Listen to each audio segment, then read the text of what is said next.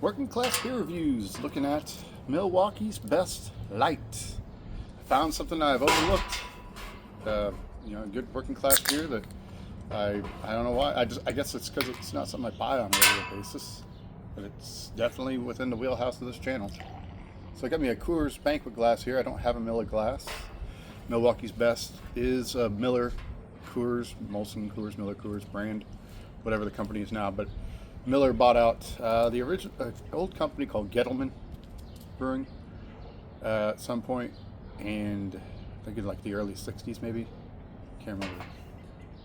And they came out with this beer based off of one of the Gettleman beers.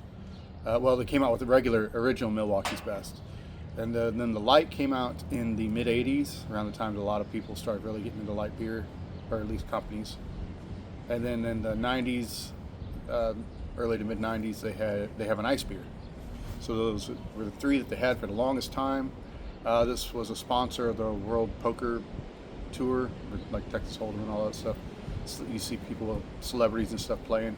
This is one of the beer brands that sponsored that. But this and the Milwaukee's Best Ice are the two remaining. Back in like late 2021, Molson Coors at the time, cut a lot of brands that I guess they thought weren't selling, and they were trying to really slim down their portfolio. So they actually got rid of the original. I don't know, maybe it conflicted too much with like Miller High Life sales or something like that. But this is like the budget beer as far as light beers go. So like what I would consider the big three of budget beers would be Natural Ice, Keystone Ice, and then Milwaukee's Best Ice. This is the cheapest out of the three. Now, Keystone Ice comes to a second. And, sorry, the wind's blowing. I hope it doesn't blow on camera. And I hope it doesn't create too much noise. Then Natural Light is the more expensive of the three. Budweiser just likes to charge more for their stuff, I guess. You'd think they'd have enough of a control of the market that they could price out everybody else by going a little cheaper, but they want those profits. So it is what it's 4.1% ABV, I believe. I read on the website. My tablet's not working. Yeah, 4.1%, 3.5 carb, or 98 calories, 3.5 carbs. So this, you're getting into like Michelob Ultra territory as far as nutritional value. If you're looking for something light and easy drinking, keep it nice and cold. Let's see what we got here. It's just light straw, very much like a light beer you would expect. Thin head, didn't retain. Normally Miller heads do retain a little bit. This is a clean glass, so I'm not sure what happened there. But very highly filtered. Some streaming bubbles, so it's still got its carbonation about it, even though I gave it a decent pour. Let's see what it smells like. Oh, very faint grains, like a straw almost. It smells like hay. Not the best in the aroma department.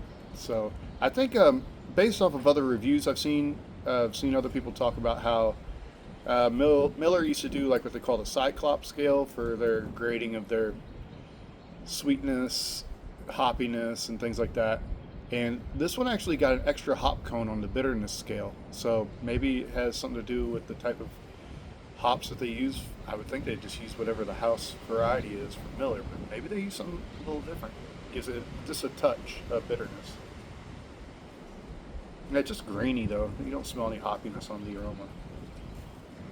Beautiful day out, just a little windy, nice and bright though. It's taking advantage of the good sunshine. Let's give it a taste.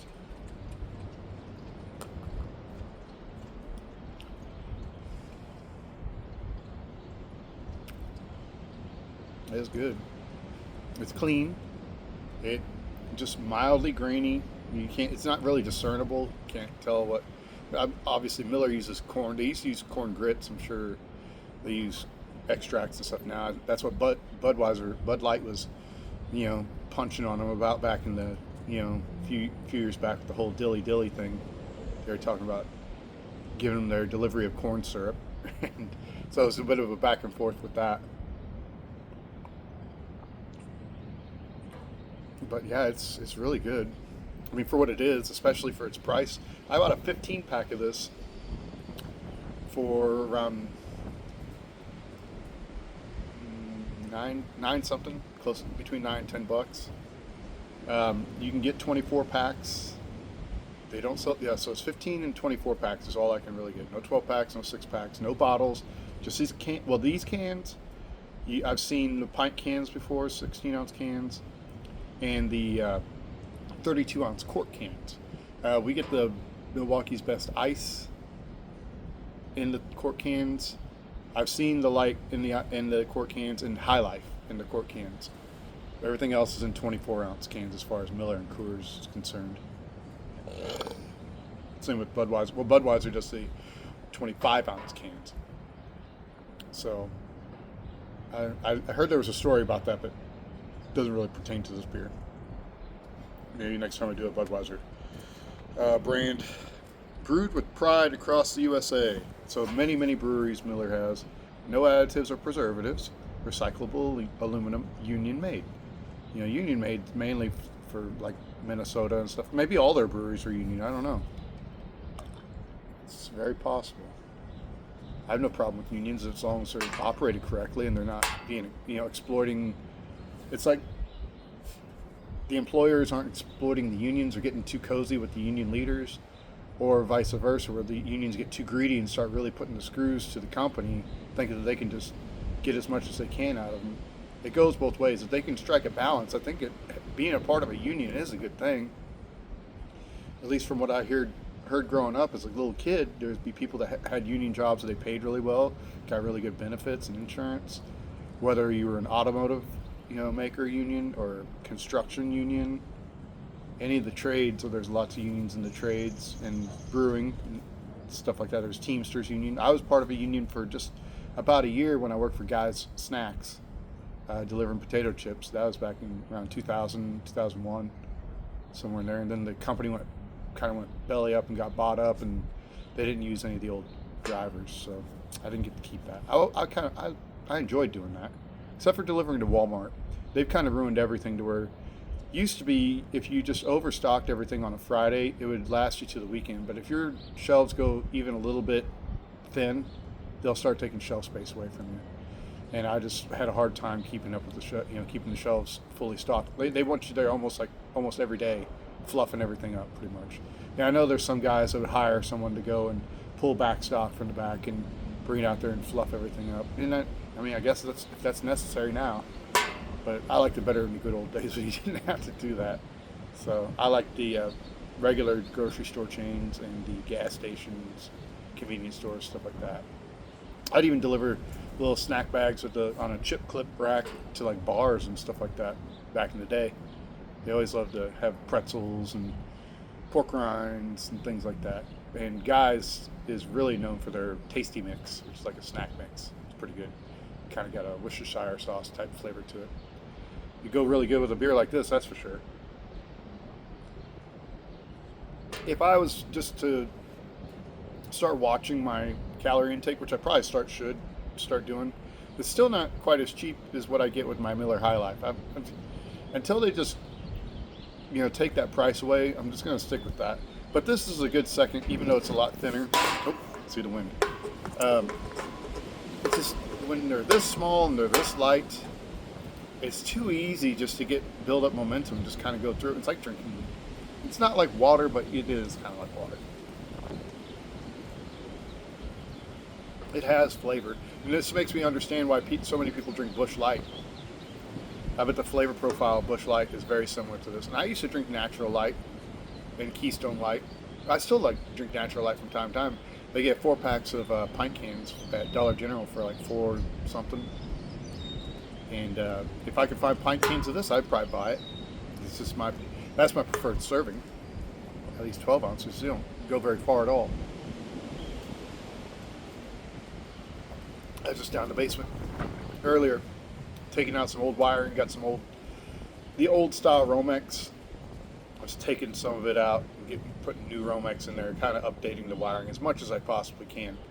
We're going to eventually sell this house, and you'll see me in a different location, and I will make sure and announce it whenever I do my reviews, and I'll let you know where I'm at and what what the surroundings will be like. But I'll still try to make video reviews. They just may not be as frequent until I get kind of settled in, so to speak. Well, that's it for the beer. There's not much to talk about. It's got a little bit of a history to it. I remember the old label when I was a kid. This is maybe right around the time I was coming of age, where they had like the two horse-drawn carriages carrying like the barrels of beer, and it's probably meant to look like Plank Road Brewery back when it first started. That's the Miller Brewery, the old one. And I still see it when I go mushroom hunting or picking.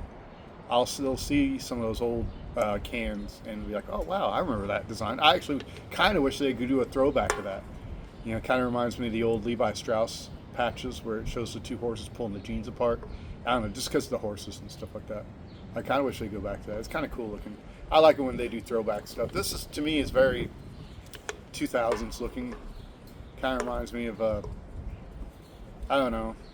It's like they got the little shield and everything, and the mug that has the Miller or Milwaukee, whatever, the M in the middle, with probably two barley heads, one on each side.